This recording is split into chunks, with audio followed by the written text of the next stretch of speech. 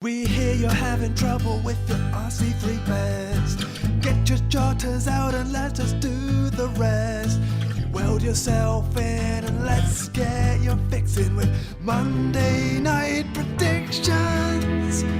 Monday Night Predictions. Hello, and welcome into Monday Night Predictions for the 11th of December 2018. Today we are presenting you 4 sets of predictions, and once again I'm joined by my colleague and rugby cohort, Chris Kamara. How are you doing, Chris? Thank you, Matty. Yeah, I'm doing good, thanks. Right, should we jump straight into this? Or Yeah. do you have some grovelling to do over the way you rode Quake Cooper's dick again last week? Apologies to the families for Matty's language then. Yeah, I guess I do. Thanks. I did say that it was Quade's game, and it wasn't, clearly. I've been getting emails and calls, actually, on my personal number, for people that have... I told you not to bet your houses on it. And that's that, alright? Alright. I'm sorry. Before we jump into your Charis Perkins set 11, I just want to plug something really quickly. The RTV Breakdown website has been completely redone since you've last seen it. Please go over and check it out. It's really accessible for newcomers to our universe. So. Yeah, it's looking really nice. Alright, Qingji Islanders versus Scrumbles. Who have you gone for, Chrissy? I can't really bet against Scrumbles at this point, can you? No. Qingji have won 2. They've won 1 game in the last 8. And the Scrumbles have lost 1 game in the last 8.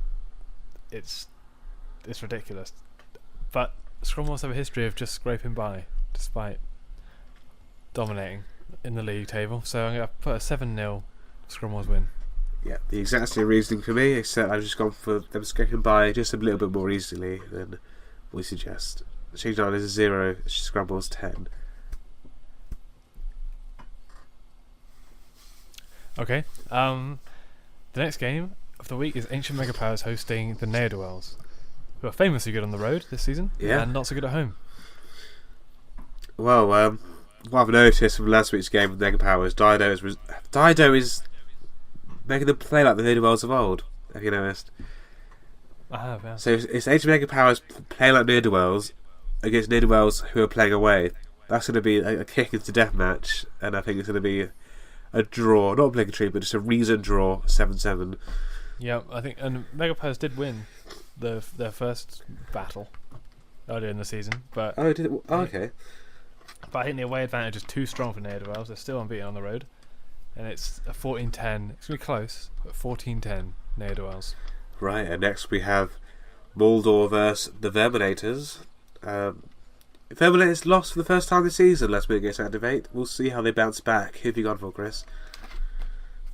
I hope they do bounce back, and I think they will. I think the fatigue of the Rugby Championship on their players is going to have worn off a little bit. And Mordor are pretty terrible. I think it's going to be a 21-7 victory for Verminators. Yeah. I've gone for Verminators away win, but they're quite... all the games have been fairly close this season, so I've gone for the same. We can't forget that Mordor managed to get a draw at the Hunter Stadium earlier in the year. Yeah, so going to be close. Mordor 14, Verminators 17. Right, and the last game of the week for the Charis Perkins set 11 is Hands of the Rock hosting Activate. What have you gone for and why, Matty? I've gone for Hands of the Rock home win. I just think they're the 4 team in the entire division, I believe, at the moment, are they? Or Scrumbles beaten to that. Hands of the Rock are in form.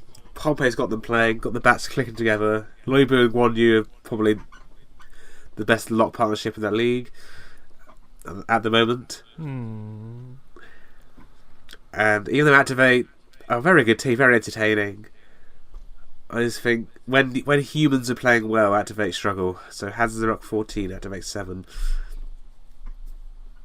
Activate have won the last 2 games on the trot, and they're also in form.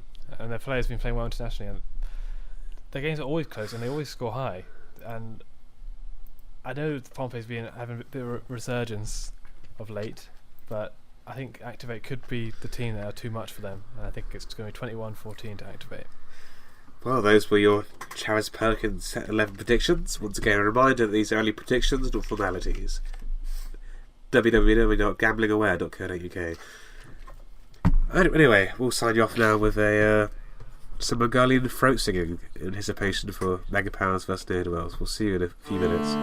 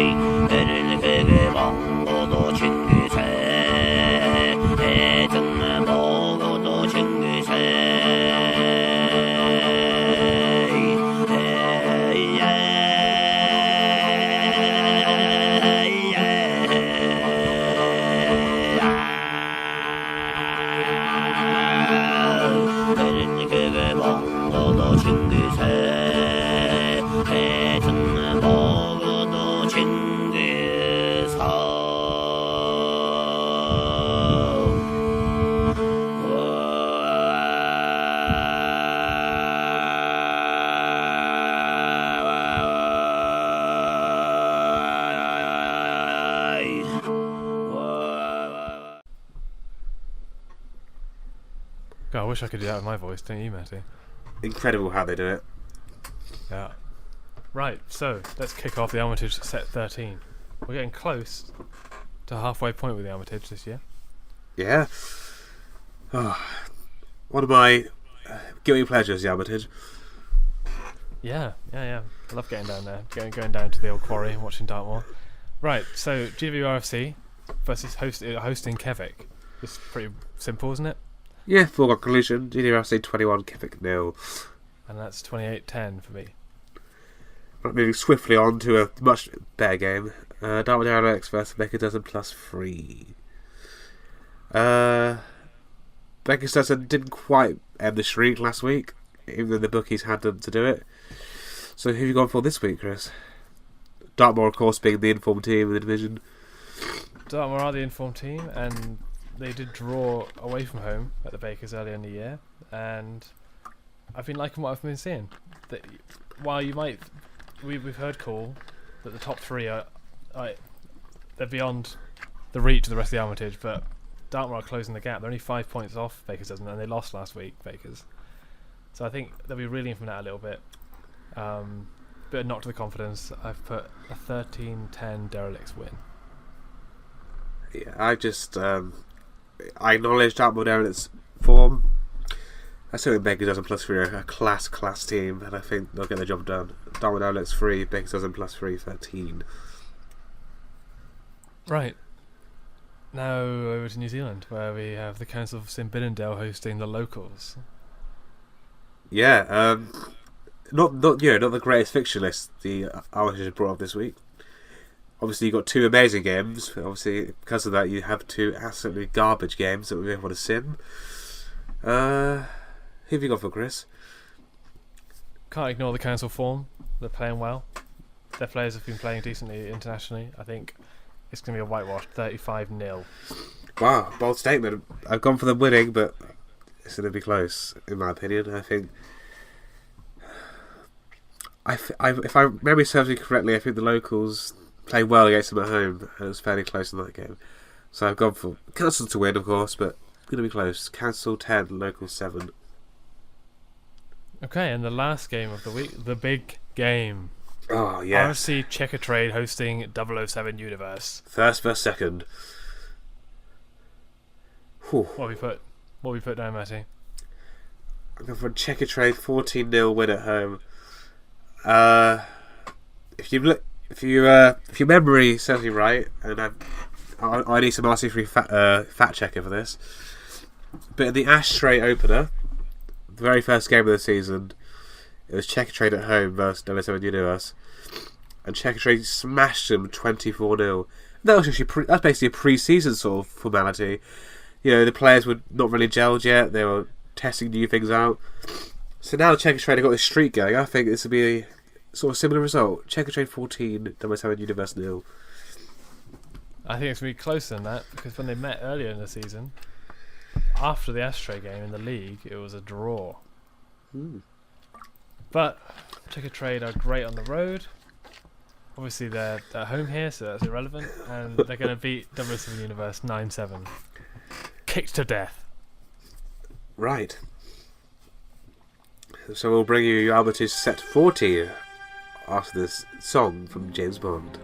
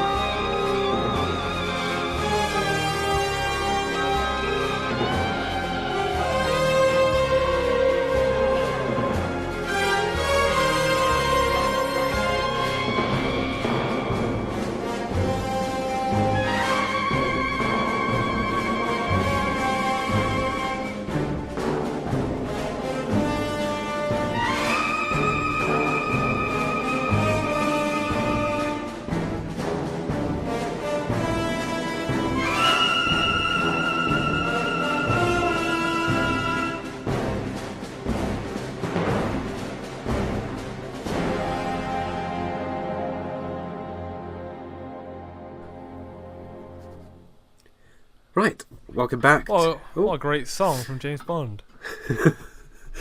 Yeah, those guys are really doing well. Love a good James Bond song. Armitage set 14. Baker's Dozen +3 versus GWRC. Is it foregone conclusion, Chris? I think so. Yeah, I think so. I think they've got the quality to break down GWRC, who they are an exploitable team.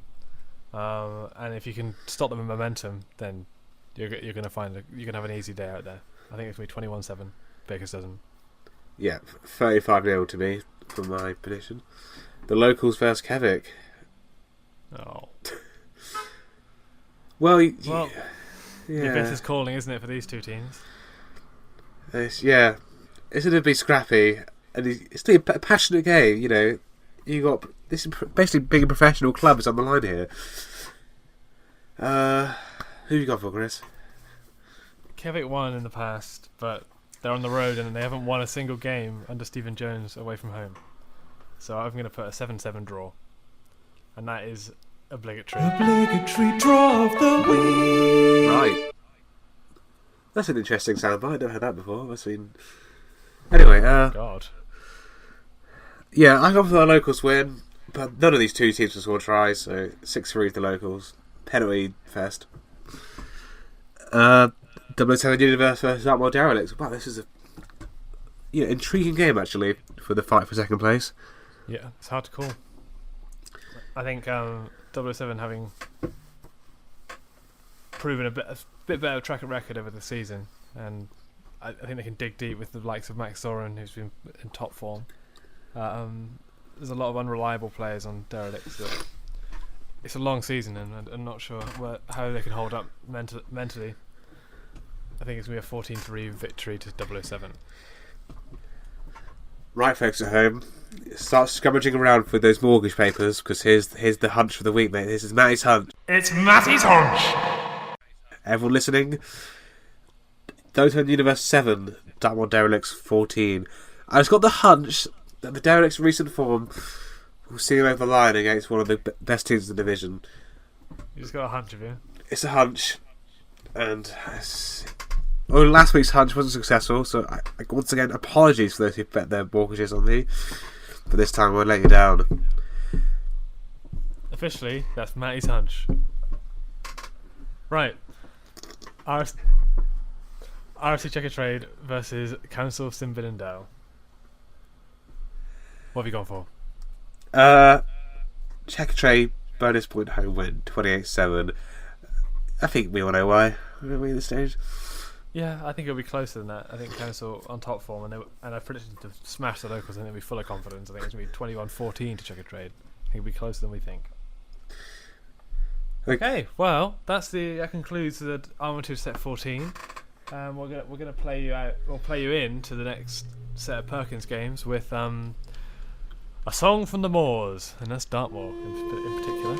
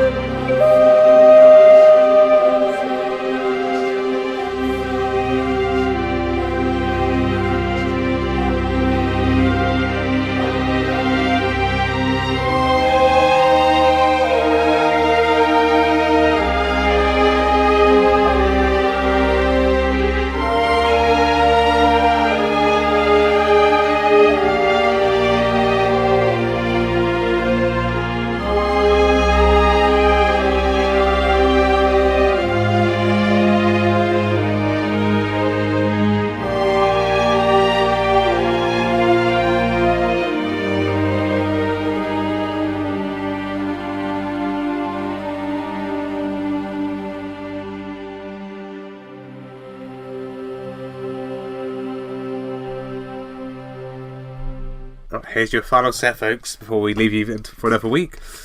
Perkins Championship, set 12. Near Wealth for Xingji Islanders. Of course, these two made the playoffs of the Pro 12 last year. So how did you see this one going, Chris? Yeah. I think Xingji are really bad. And just for that reason, I've gone for a 13-7 victory to Neodwells. We saw how they got exploited by Mega Powers' kicking strategies. Yeah. Scipio in particular. And Athlete's Foot, we know what he likes to do. And he's even better at it. Well, for me, it's a case of Neodwells bring it home.